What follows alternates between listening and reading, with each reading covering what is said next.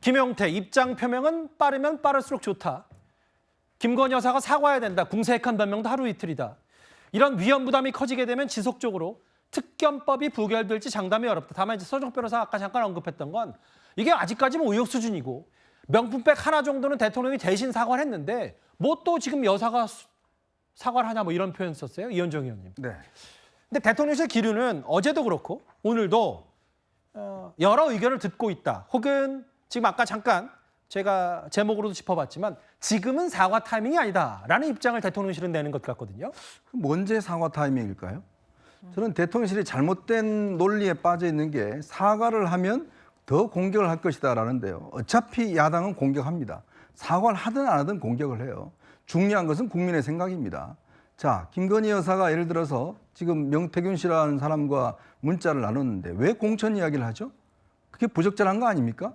아니 여사가 예를 들어서 공천 문제에 개입할 수 있는 지위가 어디 있습니까? 그런 문자를 한다는 것 자체가 다른 사람에게 영향력을 미칠 수 있는 거 아니겠어요? 자, 그리고 명품백 문제도 본인이 사과해야 될 문제인데 그걸 대통령이 사과라는 한마디 했다고 해서 넘어갈 수 있는 문제인가요? 그러니까 사과라는 거는 대통령, 우리가 국민들이 대통령에게 완벽한 걸 요구하지 않습니다. 즉 대통령 잘못할 수 있는 모든 국정을 하는데 어떻게 대통령이 100% 잘합니까? 그렇지만 국민들이 부족하고 미흡한 점이 있을 때는 아 죄송하다 사과하다. 오바마 대통령이요 사과 엄청나게 많이 했습니다. 그게 결국은 국민의 정서, 국민의 민심에 따라가는 거거든요. 저런 식으로 사과 타이밍 찾다가는요 아마 결국은 사과 못하고 이미 임기를 끝날 겁니다. 문제가 생기면 국민들 사과하는 거 그게 뭐가 문제가 됩니까?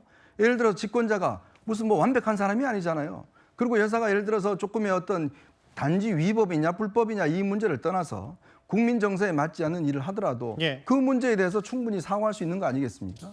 그래야지만이 민심이 그 여론에 대해서 부응하는 것이지 야당의 사과, 야당의 공격? 야당은요 어차피 사과를 하든 하지 않든 간에 끊임없이 공격하는 게 야당의 기본적인 논리입니다. 저 그걸 가지고 지금 뭔가 예전에 박근혜 대통령이 사과해서 지지율 떨어졌다? 사과해서 떨어진 게 아니라 떨어질 만하니까 떨어진 겁니다. 자꾸 그런 환상에 빠져 있는 것 자체가 잘못인 것이지 지금 이렇게 국회의원들도 정말 국민들의 민심이 좋지 않고 상황이 어려운 상황에서 계속 저렇게 우리는 완벽해 아무 잘못이 없어 사과하면 안 돼 끝까지 지키겠어라고 이야기한다 그러면 국민들의 민심은 더 나빠지지 않겠어요? 그러면 이 공당의 입장에서 보면 과연 그런 민심을 따라가야 될까요? 아니면 대통령실에서 민심을 따라가야 될까요? 저는 그런 면에서 지금이라도 이 사과라는 게 결국 이게 뭔가 사과를 하면은 뭔가 잘못되는 것처럼 그런 환상에 빠지는데 대통령은요 완벽하지 않습니다. 서정 변호사 왜 저를 쳐다보세요? 제가요 참 이게 좀 답답한 게 방송을 제가 많이 출연하잖아요. 그러면 이제 보수 패널, 진보 패널이 있죠. 한 번도 진보 패널이요 이재명 대표 의혹이나 김혜경 사, 문재인 대통령, 김혜경 씨요. 김정숙 여사 사과라는 걸 저는 들어본 적이 없어요. 근데 김건희 여사가 잘못한 게 많습니까? 이재명 대표나 그쪽에 문재인 대통령이나 그쪽이 많습니까? 너무 뭐 진보 보수 뭐 2대2 뭐 이렇게 제 말은 흑백 이렇게 너무 일반하지 마시고 일단 말씀하십시오. 왜 우리 보수 패널들은 자꾸 우리 쪽을 저는 공개하는 그게 너무 답답한 거예요. 알겠습니다. 저쪽이 이재명 대표는 국민한테 사과한 적이 있습니까? 그 많은 의혹에 불구하고 사탕 하나 안 받았다고 잡아떼고 거기에 이재명 대표 사과하라고 요구하는 사람 아무도 없잖아요. 저는 이게 너무 가혹하다. 파우치백 하나 대통령이 사과했는데 그걸 다시 끝까지 사과 물론 하면 좋겠지만 너무 가혹한 거 나머지는 게 아주 의혹인데 나온 게 없잖아요. 그러니까 보수 패널이니까 하는 겁니다. 진보와 보수가 다른 게 그거예요. 진보는 사과를 하지 않지만 보수는 잘못하면 사과하는 겁니다. 그렇기 때문에 국민들이 보수 정권을 지지하는 겁니다.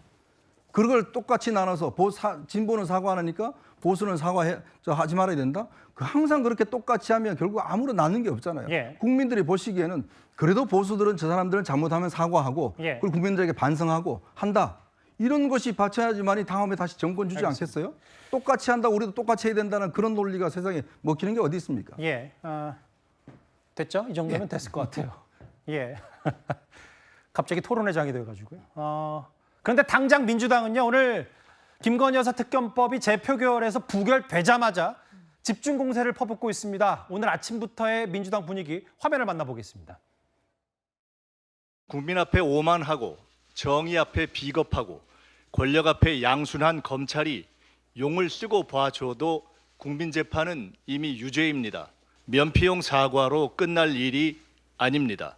김건희 가족비리 국정농단 규명심판본부를 띄웁니다. 이번에 막아도 다음엔 무너집니다. 비상설 특별위원회로 그래서 약칭으로 김건희 심판본부를 오늘 최고위에서 의결을 했고요. 김건희 특검법 부결되면 추가적으로 뭐 공천 개입 관련이나 뭐 의혹을 추가할 만한 게 어떤 게 있을까요? 네, 곧 재발을 할 거고 관련된 의혹들은 아마 포함되어서 다시 논의가 될 예정인데 오늘 거기까지는 논의가 되지 않았기 때문에.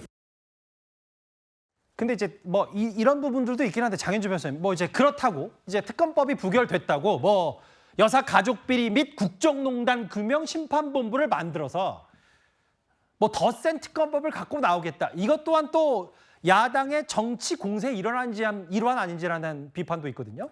물론 뭐 정치 공세다 이렇게 비판하시는 분들도 계실 수 있다고 생각합니다. 그렇지만 야당으로서는 관련된 의혹에 대해서 이제 국회가 나서지 않으면 해결이 되지 않겠구나 하는 위험의식도 있습니다. 사실 김건희 여사에 대해서 여러 가지 의혹들이 지금 불거져 왔지만 사실상 수사가 공정하게 됐다라고 보시는 국민들은 많지 않으실 것 같습니다. 그렇다면 수사기관에서도 수사가 제대로 되지 않는다면 국회가 나서서 국회가 가진 법안을 발의하는 그런 권한을 이용해서라도 특검법을 발의하고 그리고 진상을 바로잡아야 된다라는 것이 또 야당 의원들의 책무 아니겠는가라는 생각도 있는 것 같거든요. 예. 따라서 저는 오히려 대통령이 거부권이 행사하고 또 국민의힘이 이 법안을 부결시키는 이 모든 과정들이 어쩌면 호미로 막을 것을 이젠 가래로도 못 막는 그런 지경에 이를 수 있겠다라는 생각도 듭니다. 예. 이제 이 특검법이 다시 재발이 될 것이고요. 그때는 좀 더 강해진 특검법 내용들이 될 겁니다. 왜냐하면 이것은 민주당이 더 강하게 뭐 특검법을 만들겠다 이런 취지라기보다는 김건희 여사에 대한 의혹들이 계속해서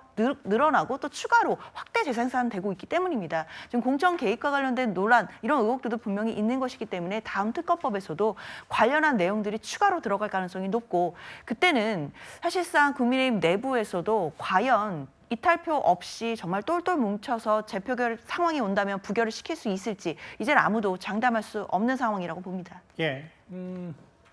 그래요. 아까 이제 이현종 의원과 서정욱 변호사 두 분이 이제 사과의 타이밍 뭐 여부를 두고 이제 약간 공방이 있었는데 사실 오늘 한 일간지에 보면요. 이제는 그 사과 자체도 한 신문 칼럼에서 아예 사과로 이 문제를 풀 수 있는 단계도 지나갔다는 취지의 내용도 제가 한번 읽어본 바가 있었기 때문에 앞으로 이 김건희 여사를 중심으로 한 여러 논란들이 어떻게 전개가 될지 저도 한번 잘 지켜봐야 될 것 같습니다.